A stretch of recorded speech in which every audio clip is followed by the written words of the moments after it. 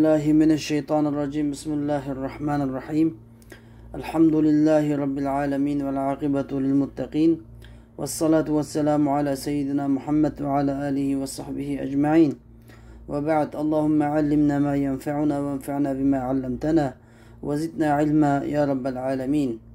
Bugün kelgen dersimiz bolsa yanıda okuş başlıqçılar üçün tayarlanğan Miftahu el-Mantiq namlıq dərslik kitabımız. Biz bugün kelgen dersimiz bu kitabın 4-cü dersiga keldik. Biz bugünkü dersini başlaştın mavzu kirib ketishdan burun ilgirki derslerden bir qısqacha tekrarlab o'taylik. Biz aldı bilen bu ilmil mantiq deganni logika dedik. Bizniki azıcık zaman Uyghur tili bilen logika. Yani bu insanni to'g'ri tafakkur qilishni o'rgatadigan bir fan. İnsanni to'g'ri fikr tafakkur qilishni o'rgatadigan va fikr tafakkurdagi logikalik, mantiqlik xatolikni saqlab qoladigan bir fan deb tushuntirib o'tgan edik. Endi biz bu fanni tushuntirib aldı bilen bu fan asosi bir lafizlerden, ağzımızdan aytilib çıkan sözler dalalet kıladigan ma'nilar hakkında to'xtaladi. Çünkü tasavvurlar gaplardan paydo bo'ladi, so'zlardan paydo bo'ladi. So'zlardan tasavvurlar paydo bo'ladi. Mushaqt paydo bo'ladi. Avval inson tasavvur qiladi. Tasavvurdan qilgandan keyin bu tasavvurlarga yakun chiqaradi. Bu tasavvur shu sababdan ilmul mantiq aldı basqıçı, birinci basqıç tasavvur, ikinci basqıç tasdiq. Aşan bu tasavvur deganda mu başlanış noktası buludu, ahirlanish noktası buludu. Tasdiqning mu yani yakun chiqarishning mu başlanış noktası buludu, ahirlanish noktası buludu. Deb tushundigan edik. Endi biz uni tushunib bo'lgandan keyin ma'noni, ya'ni lafzdan paydo bo'lgan, lafz dalolat qilgan, og'zimizdan aytilib chiqqan so'z dalolat qilgan ma'niniki mafhum ve mistaq deb ikkiga bo'linganligini. Mafhum degan zehnimizda bor bo'lgan tasavvur, ma'ni ekanligini. Mistaq degan shu zehnimizda bor bo'lgan ma'ni dalolat qiladigan amaliyotdagi obyekt, reallik, amaliyoti bor bo'lgan bir narsa, shay'i ekanligini so'zlab o'tgan edik. Endi biz bugungi so'zlamoqchi bo'lgan darsimiz bo'lsa, biz oldida so'zlab o'tganimizdek, ya'ni 4 ga bo'lingan, ya'ni mantiq, ilmul mantiqning 4 çoğun asası, yani biri mebadi'ut tasavvurat, biri maqasidut tasavvurat, ikincisi mebadi'ut tasdiqat. Maqasidut tasdiqat diyen ilm mantiqning en çoğun 4 türü. Bu 4 türündeki birinci türge geldik. Bu olsa mebadi'ut tasavvurat. Yani insandaki sözlerden payda bo'lgan ma'nilar ma'nosida aks etgan tasavvur, tafakkur, mefhum, tushunchalarniki boshlanish noktası haqida so'zlaymiz. Endi logikalik tafakkur bo'yicha aytganda mabadi'ut tasavvurat hiya kulliyatul khamsa. Yani mabadi'ut tasavvurat deganimiz nima? Tasavvurlarniki boshlanish noktasi degan nima? İnsonniki bir og'zimizdan bir so'z aytilib chiqadi. Bu so'zdan bizning kallamizga kiradigan tasavvurning boshlanish noktasi nima desa, hiya kulliyatul khamsa. Bo'lsa 5 umumiylik. 5 xil umumiylik. Ama bu kulliyatul khamsani biz asta tushunamiz. Va'lam anna al-mafhum az-zihni yanqasimu ila qismayni kulliyyin ve juz'i. Şunu bilgin ki mafhum az-zihni biz demek hozir mistaq haqida so'zlamaymiz. Başta bilgan mistaq kallamızdaki mafhum tushuncha dalolat qilgan, ma'ni dalolat qilgan tashqaridagi bir haqiqat bu şeyga bu haqida so'zlamaymiz.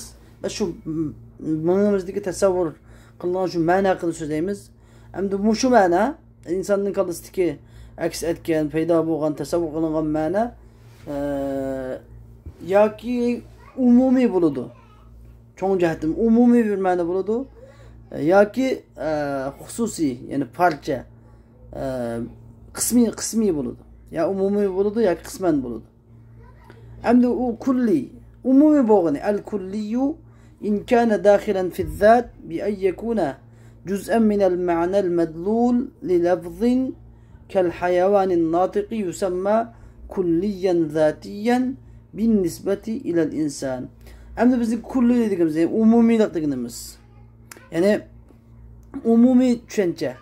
Umumi düşünce dediğimiz yani eğer bu umumi düşünce degen bu söz fizzat bir şeyinki zatıga yani üzüge dahil bolsa, üzünün içindeki bir narsa bolsa yani qanday bo'ladi bi ay yakuna juz'an min al-ma'na al-madlul. Yani lafz söz dalalat qilgan ma'naning bir qismi bolsa. Bir qismi bolsa, masalan kal hayawanin natiqi degan so'zimizga o'xshash bizniki. Hayvonni natiq degan angliq, jonliq degan gap hamda. Angliq jonliq. Yusamma mushu yusamma kulliyan zatiyan. Bu insanga nispeten kulliyen zati bo'lgan kulli deb ataladi. Endi zati bo'lgan kulli degan gap yani bu umumiy so'z. Biz masalan al insanu hayvanun natiq dedik.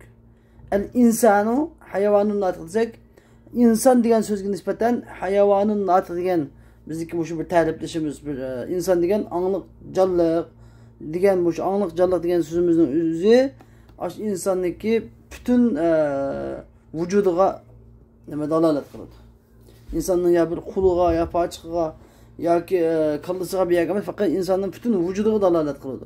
Mana mushuni deb ataladi. İnsanning bütün vücuduga dalolat qilgan narsa kulliyan zati deb ataladi. Kulliyan zati yani insonning zotiga dalolat qilgan umumiy so'z deb ataladi. Xo'sh, endi va in kana ibaratan an tamamil mahiyya kal insan yusamma aydan kulliyan zatiyan bina'an ala anna zati ma laysa bi'aradi. Endi agar og'zimizdan chiqqan so'z endi bizniki og'zimizdan chiqqan so'zdan paydo bo'lgan bu mafhumi zihni agar tamomul mohiyatdan iborat bo'lsa, degan gap insonniki mohiyatiga xuddi biz yuqori so'zlab o'tgandek insonning butun vujudiga dalolat qiladigan so'z bo'lsa, insonning butun vujudiga dalolat qiladigan bir hukm tushuncha bo'lsa, inson degan o'xshamasdan. Hayvanun natiq degan gapniki mafhum madlul bilan dalolat qilgan narsa bilan inson degan so'zni dalolat qilgan narsa o'xshash. İnsan degan bu tamomiy mohiyatga dalolat qiladi.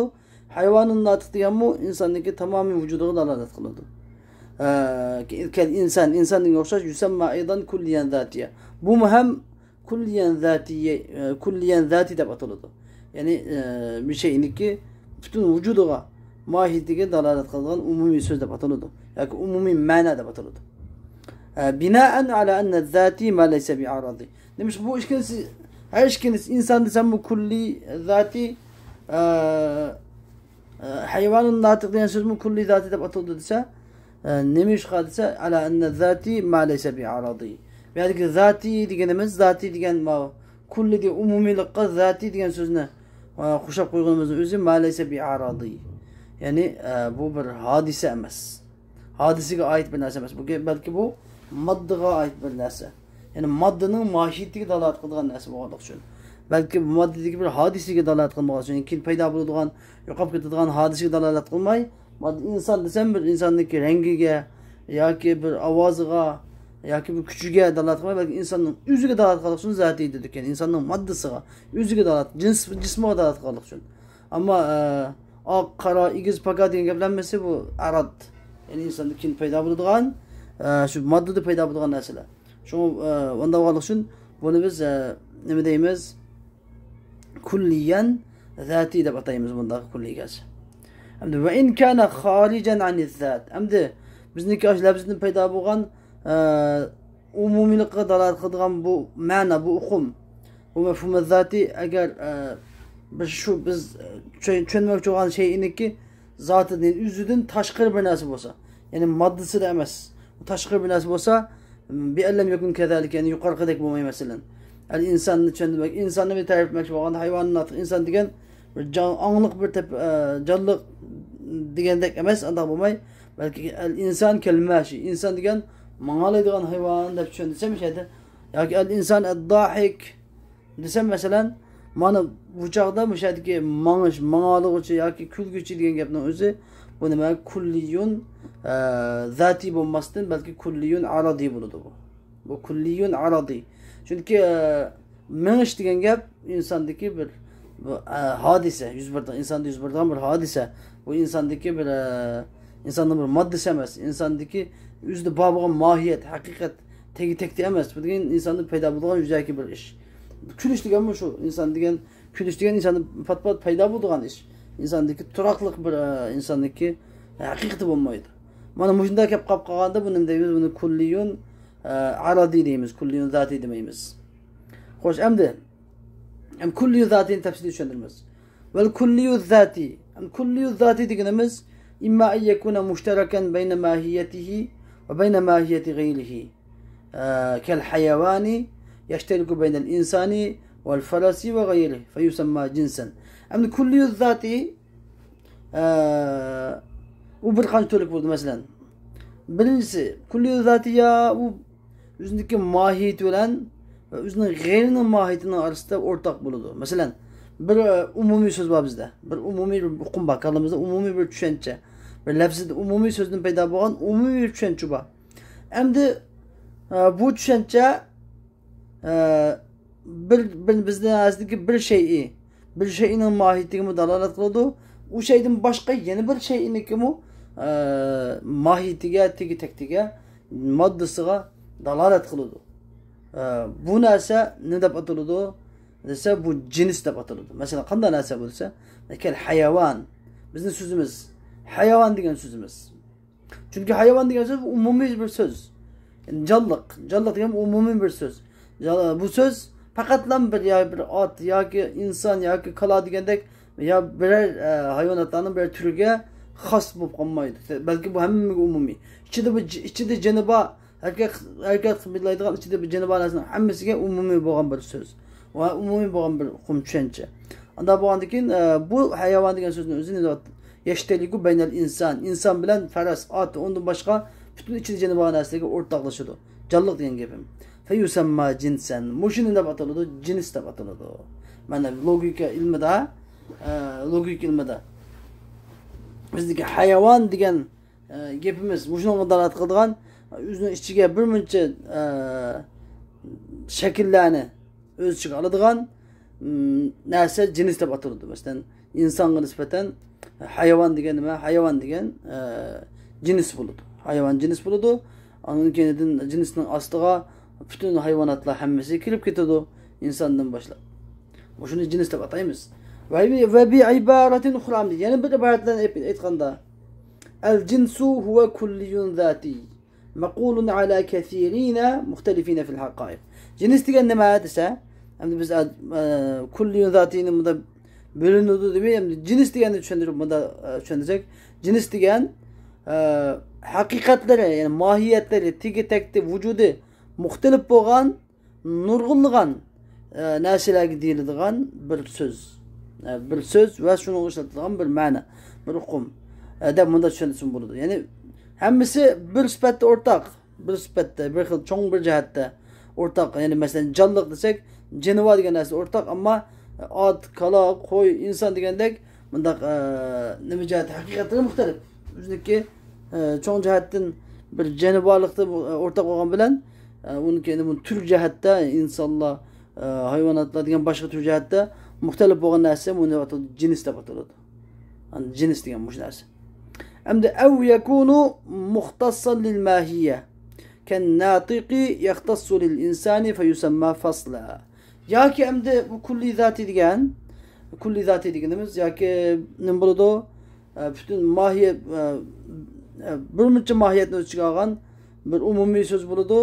Bu nima deb ataladi? Jins deb ataladi. Yoki endi bir muncha mahiyatni chiqarmaydi. Balki faqatlam bir mahiyatni chiqaradi. Yoki bu kulli nima, bu kulli zati bir dona mohiyatga xos bo'ladi. Ken natiq emaslar. Bizniki natiq degan so'zimizga o'xshash. Bu natiq degani angliq degan, ya'ni so'zligichi angliq degan bu so'zimiz yahtasul inson. Faqat insonga ham xos. Fa yusamma faslan. Bu fasl deb ataladi. Masalan, al insanu natiqun desam, mishadik inson degan angliq desam, ya'ni natiq degan so'zim nima? Faqatlam shu insonga ham xos gap endi bu. Insonda hayvon gap qilg'uchi yoki hayvon degan angliq, aqlliq narsa deb hayvon degan angliq hayvon demaymiz. Natiq degan shu sifatning o'zi nimaga xos, ya'ni insonniki mohiyatiga xos bo'lgan narsa buni deb ataladi, fasl deb ataladi. Mana bu shu fasl deb ataladi.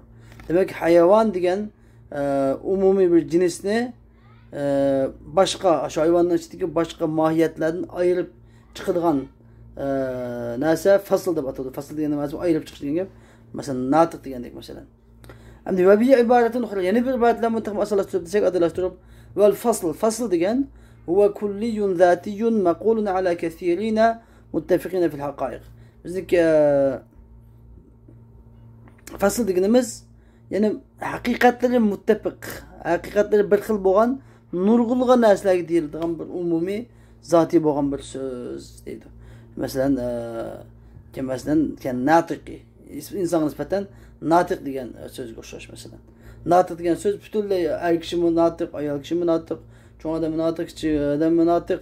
Demak, bir haqiqatlari bir xil, lekin nurg'ulg'an odamni chiqaradigan bir so'z natiq degan.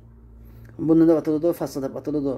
Endi vel kulli, endi yine kulli zatiyninki üçüncü xili var. Birincisi kulli zatının birinci kısmını deb atladık, cins deb atladık. İkinci kısmını fasl deb atladık.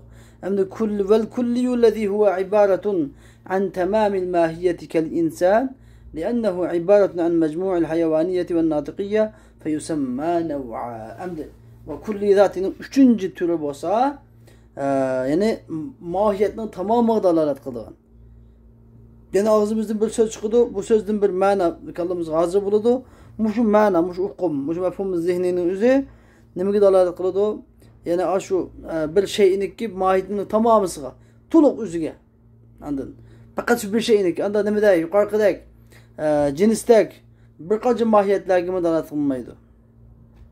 Nemede fasıldak bir mahiyetini yukarı cinsten bir mahiyetini ayırıp kalıdığan bir demek ki şu hakikatin bir tane süftini bir tane süftini ölçüge almaydı.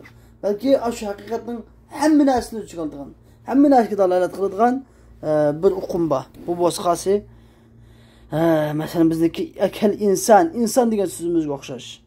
İnsan diyen sözümüz. Niye? Çünkü insan diyen söz ibaretun an mecmu'ul hayavaniyeti ve natiqiyye. Yani hayvaniye insandaki canlılık kellikki ve natık ve anlık kellikini ibaret şu iki hukumni özgü mücessemleydi. Şu tamamül mahiye deb atılıyordu. Feyusemma nev'a, bu nev'a deb atılıyordu. Çünkü mesela beşteki cins öz aldığa insanını ifadeleyemeydi. Çünkü o insanın fakatlam hayvaniye canlılık kellikini ifadeleyeleydi. Fasıl mı öz aldığa insanını kamil ifadeleyemeydi. Çünkü biz anlık diyenler ma'nını ifadeleyeleydi. Lakin nemenin anlık kellikki deganni uqolmaymiz. Bu canlılık mı cansız mı degan narsani. İkisi birleşkende hayvanın natiq birleşkende, ikisi birleşkende insan degan kamil bir uqumni bizga beralaydi. Bu ikisinin birikmesidan paydo bo'lgan inson degan bu uqum, bu ism atalg'u nima deb ataladi? Bu nav' deb ataladi. Va bi iboratin ukhra, yana bir iboratda aytsak, yani an-nav' huwa kulliyun zatiyun maqulun ala tamamil haqiqa. Nav' deganimiz hakikat bir şeyin ki hakikatinin maddesinin vücudunun tamamısını deyiladigan umumi bir zati bo'lgan bir söz ne deb ataladi? Nav' deb ataladi. Buni men topgan cins ve fasldan ta'rif topgan bo'ladi. Cins ve fasldan ta'rif topgan, yani cins bilan faslning birikmesi ne deb ataladi? Nav' deb ataladi. Mesela hayvanun natiqun, ma huwa hayvanun natiq desem insan deb javob beramiz. Hoş, endi biz başta kullini ichki bo'lgandik. Birisi kulli zati, yani biz kulli aradi degandik. Kulli zati degan şu şeyinki o'zining vujudi bor bo'lgan ma'noni ko'rsatdi degan edik. Yani kulli aradi degan şeyinin o'zi de yok. O narsa, lekin şeyinin vücudu da yok, lekin şeyde paydo bo'ladi. Hadisi paydo bo'ladigan hadise deymiz ya, umumiy bir hadise. Mesela imma en yekuna mushtareken. Endi bu kulli aradi degan bu iki xil bilinadi mesela. Ya ki en yekuna mushtareken beyne aradil mahiye. Bu ya mahiyetniki mahiyeti paydo bo'lgan hadisning arasida mushtarak bo'ladi. Bir narsaning mahiyeti var. Bir narsaning mahiyeti şu çoğun mesela bir cinsning mesela cinsning bir cins paydo bo'ladigan hadisiga o'rtaq bo'ladi çoğun jihatdan. Mesela bir mahiyet, mesela bir cins var, hayvan, canlılık degandek.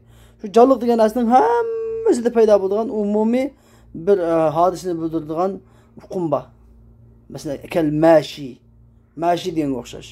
Masalan, mashi desak, ya'ni manguchi desak, bu yashtariku bayna mashil inson va g'ayri. İnsan ve hayvat, qo'y, kala degandek bütün canlılarniki mingishiga o'rtaqlashidir bu. Bu nima deb ataladi? Kulliyun aradi deb ataladi. Ya'ni shu bütün bir şeylarniki o'rtaq hadisasiga dalolat qiladigan bir umumiy ma'no deb ataladi masalan. Yana bir iboratdan adlashib aytsak, al-aradul am هو كلي عرضي مقول على كثيرين مختلفين في الحقائق ده بطلده. Bu aradı kulli aradiniki ismini de batıldı. Aradan am da batıldık. Biz bunu arad am da batıldık. Arad am degen nima dese, arad am degen ammi bo'lgan hadise degen, umumiy bo'lgan bir hadise desek, ya'ni haqiqatlari muxtalif bo'lgan nurg'un narsaga deyiladigan. Haqiqatlari muxtalif bo'lgan. Lekin hammasi o'rtaq bir tarafda bo'lsa, jinslik tarafda ortak ama hakikatleri muhtelif. At, qo'y, kala, insan da hamma narsa bor bo'lgan, zatida bo'lmagan, yuzida bo'lmagan ama kim paydo bo'lgan bir ma'noga dalolat qilgan hukm mana bu shuni deb ataladi, aradul am deb ataladi. Masalan, kal mashi, al insanu mashi. İnsan manguch hayvon. Al hayvanu mashi, jonliq hammasi mangadi. Al farasu mashi, at mu mangadi masalan. Mashi degan sifatga o'xshash. Umumiy bir umumiy hadise de batıldı. Yani insanlar yani cinsindeki umumi hadiseki dağıt kılan söz. Ve in kana khassan eğer kulli aradı işkil buludu bir arad am de batıldı. Yani bir arad khas. Bir arad am yani bir arad khas. Hem de eğer muş kulli aradı nimbabqası khas bulup qasa umumi bulma yani şu cinsinin çıkan türlerden hakikatleri muhtelif olmay, hakikatleri muttefik bo'lgan türlerden bir türlü xas bo'lgan bir hareketni, kin paydo bo'ladigan bir hadisini ifodalab beradigan bir hukm bo'lib qolsa, masalan, kad-dahiki yaxtasu bil insan, masalan, dahiki desem, kulguchi desem, kulguchi degan bu so'z nimaga yaxtasu bil insan, insonga xos bir gap. Kuladigan narsa inson masalan. فيسمى خاصة bu خاصة da batıldı yani arad kulliyun aradiyun خاصة da batıldı ve bir ibaretin ukhra yeni bir ibaretle bu arad kulliyun aradiyun خاصة dediğimiz bu olsa hakikatleri muttefik bo'lgan hakikatleri bir xil bo'lgan nurg'un narsaga deyiladigan bir hadisiy umumiy bir ma'no hukm deb ataladi. Mana bu so'zlab o'tganimiz hammasi üçü kulli zati bo'ldi. Masalan, cins, fasıl, nev deb ataldı. İkisi ne bo'ldi? Kulli aradi. Biz aradiyil am yani bir aradiyil xas deb ataldı. Mana bu hammasi kulliyatul xams. Yani mabadi tasavvurat bo'lgan, tasavvurlarning mabdalari bo'lgan kulliyatul xams degan bu shu.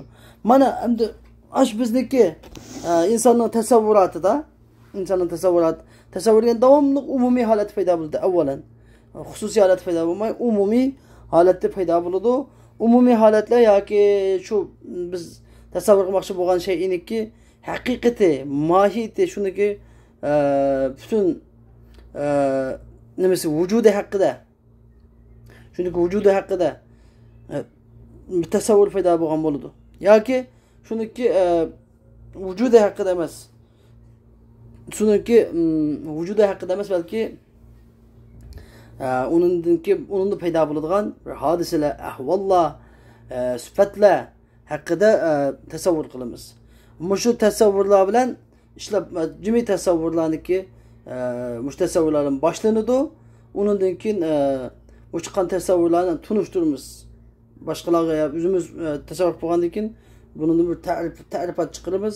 Ta'rifat chiqarib bo'lgandan keyin buni ikki so'zga aylantirib tasavvurga faqat bir so'z hakkında to'xtalamiz bunda. Mesela insan yoki hayvon yoki dahik yoki mashi degandek faqat bir so'z haqida to'xtalamiz. Tasavvurlardan unga tasdiq o'tamiz. Tasdiqda uchoqda ikki so'z, uchoqda mahmul, mavdu deb ikki so'zdan bir jumladan tarkib topgan ikki so'zdan biriktish orqali biz nima hukm, ya'ni yakun chiqaramiz. yakun chiqaramiz. Xo'sh, endi al-faida. Ma'da belishtirishga bo'lgan bir foyda bor. Al-farqu bayna az-zati wal-aradi. Endi taxma sizlarga yani taxma asallashtirish uchun kulliyun zati bilan kulliyun aradini orasidagi farq. Taxm bir oddiy bir farqni demoqchi bo'lsak, masalan, law nafaytal arada la tunfal mahiyya. Agar sen aradni nafiy qilib olsang, aradni yo'q qilib olsang, masalan, bir kallanı bir tasavvur şeyine tasavvuru var. Şu şeyinki kallanı tasavvur qilgan şu şeyinki hadisini, şu şeyde paydo bo'lgan hadisini sen yo'q qilib o'tgan taqdirdami, nima şu şeyinki mohiyati, vujudi yo'q qolib ketmaydi. Walakin agar amma biroq sen agar şu şeyning zati vujudini nima qilsang, yo'q qilib o'tsang, tabiiyki agar sen şu şeyning vujudini yo'q qilib o'tsang, nima la tunfal arad, uniki arad billi yo'qolib ketadi. Anladın? Mahiyette hata yazıqatı yani asbul la tunfal arad. Sen agar bir şeyning mahiyetini yo'q qilsang, vujudini yo'q qilsang, tabiiyki uniki sifatları, holatları uniki aradlari billi yo'qolib ketadi. Masalan, law qulta al-insan, mesela sen agar insan desen, al-insanu dahik deb bir so'z boshqadan so'z. Al-insan dahik. İnsan degan zat mesela. İnsan degan mahiye. Dahik tamamı mahiyet. İnsan degan tamamı mahiyetga bir şeyinki mahiyetiga, bir şeyinin mahiyetiga tamamısıga dalalat qiladigan bir so'z. Dahik degan şu bu bir şeyinin, insan degan bir şeyinki bir süftiga, yani bir hadisiga, insanda paydo bo'lgan bir hadisiga dalalat qiladigan so'z. İnsan degan insan, dahik degan kulgücü degan, kulgücü degan insandan bir insanda paydo bo'lgan bir hadise, bir süfti. Endi fa asqatta dahiken, agar sen dahiken el-insanu dahik degan so'zni tushirib olsang, inson ham qolsa, fa yabqal inson qiliy bo'ladi. İnsan külmüsü insan buluyor yani. Külüş degan gap sizmi insonni biz tasavvur qila olamiz. Külmüsü bo'ladi ki külmemeye yaşash mumkin. Amma ve amma in asqatta insanan fala tabqal mahiyya. Agar sen insonni dahik degan so'zdan inson degan so'zni nima qilib olsang, saqit qilib kalandan mafhumni tushirib olsang, tasavvurni tushirib olsang, külüş degan gap yolg'iz insonga dalolat qilmaydi. Külgüçü deb qo'ysang inson yani. Agar insonni ko'z tutmasang külüş degan gapdan nima hadise insonning o'ziga dalolat qilmaydi. Hadisini o'zi. Faqatlam zot dalolat qila oladi. Fala tabqal mahiyya. Yani insan degan hukm qolmaydi kalanda. Va'lam, endi bilishtirish bo'lgan gap. Va'lam annal jinsa thalathatu aqsam. Shuni bilginki, jins biz endi narsalarni jins, fasl, nav' deb kulliyin zatini 3ga bo'ldik. Undan qolganini kulli aradi qilib 2ga bo'ldik. Am va xos deb 2ga bo'ldik. 5 tane kulliye bo'ldi. Endi biz jinsdan va so'zlab o'tamiz. Chunki biz şeylarni ta'rif qilib kitoblardan kitap yozsak, narsalarni tunishtirmoqchi bo'lsak, dastlabda jinsdan boshlaymiz. Ya'ni masalan bir adam sorsa, siz nereden desa, masalan jinsdan boshlaydi. Siz masalan bir adam masalan bir chet ellikdan bilsa, masalan bizniki Turkistonlikdan, siz nereden deb so'rasa, biz avvalan biz O'rta Osiyodan deb javob beramiz. Bu jins deb ataladi. Onun tüvendiki narsaga nisbatan. Ama O'rta Osiyoning nereden desa, biz O'rta Osiyoniki biz Sharqiy Turkistondan deb javob beramiz. Sharqiy Turkistonning nereden desa, uni bir derece xaslab, dastlabda umumiy so'zlaymizda, Sharqiy Turkistonniki ya Qashqardan, ya Xotandan, ya Oqsudan deb javob beramiz. Uningda mutavallil tafsili so'raganda ya Qashqarniki o shahardan, Qashqarniki o yezisi, o viloyatidan, ya'ni o nahiyasidan, bu yezisidan, bu kentisidan, bu degandek shundoq tafsili javob beramiz. Dastlabda boshlanganda umumiy shaklda boshlanadi. Bu so'z hammasi umumiy shaklda. Shu ta'rif uchun. Cho'qim umumiy shaklda boshlanish kerak, uni keyindan xos asta xoslashish kerak. Uni keyin bir ta'rif va tushuntirish hosil bo'ladi. Mana xuddi shuningdek va'lam annal jinsa thalathatu aqsam. Jins xuddi biz al-insanu hayvonun natiq desakmish, hayvon degan so'z jins insonga nisbatan jonliq degan so'z. Endi mushu jinsning o'zi 3 qism bo'ladi. Biri jins qarib, bir yaqin jins. Biz tayyorlamoqchi bo'lgan nav'ga, biz tunishtirmoqchi bo'lgan nav'ga nisbatan yaqin jins, masalan, kal hayvoni bin nisbati lil inson. İnsonga nisbatan hayvan degan so'z cins qalb hisoblanadi, yaqin cins. Ya'ni masalan al-hayvanu al-insanu degan inson degan so'zni tushunmoqchi bo'lsak, al-insanu hayvanun natiq deb tushuntiramiz masalan. Hayvanun natiqun. Ya'ni inson aniq tafakkur qila oladigan jonliq desak, bu hayvon degan so'zni o'zi insonga eng yaqin bo'lgan jinsdir. Masalan biz xuddi bizniki O'rta Osiyo degan gap bilan Sharq Turkistonga yaqin bo'lgandek. Anda bo'lmay, masalan bir odam O'rta Osiyolik ekan, Turkiyalik yoki O'zbekiston, Qirg'izistondan. Anda siz nereden deb javob bersa, O'rta Osiyodan desa bu qamlashmaydi. Bunga Sharq Turkistondan deb javob berish kerak. Hamda agar shu men masalan Sharq Turkistonlik, O'rta Osiyolik bo'lgan odamni bir gap so'rasa, bunga men Sharq Turkistondan demay, O'rta Osiyodan deb, ya'ni cho'ng'in deb qo'ysa, bu cins ba'id bo'lib qoladi. Cins ba'id bilan tunishtirish bilish ancha to'g'ri emas. Kuchli bo'lmay qoladi. واعلم أن الجنس ثلاثة أقسام. خوش أمد جنس قريب كالحيوان بالنسبة للإنسان، أو جنس متوسط كالنامي بالنسبة له. يعني أمد جنس متوسط إنسان نسبة نامي ديgan söz جنس متوسط bo'ladi. Cins mutawassit, yani o'rta hal cins. Masalan o'sküchi. Nami degan o'sküchi degan gap. Midilog'uchi, harakat qiluvchi, mutaharrik degan gap nami degan. Yoki cins ba'id deb, shunisi cins ba'id. Cins ba'id degan kal jismi bin nisbati lah. Jism. İnsan nisbatan jism degan söz cins ba'id deb ataladi. Masalan bizda jism deb narsa bor, jism. Jismlar degan jismning ichiga harakatlanadigan narsa kiradi, harakatlanmaydigan tosh, jonsiz narsalar kiradi. Nami bor bizda, nami. Nami degan jismdan bir daraja kichik, buniki doirasi kichik. Nami degan ichiga tosh, tuproqlar, qumlar kirmaydi, ammo dal-daraxtlar, o'sib turadigan dal-daraxtlar, insonlar, jonli hayvonotlar hammasi kirib ketadi, ya'ni harakat qilib, o'sib turadigan, yashirib, ko'kilib, qurib harakat qilib turadigan bu narsalar namining ichiga kirib ketadi masalan.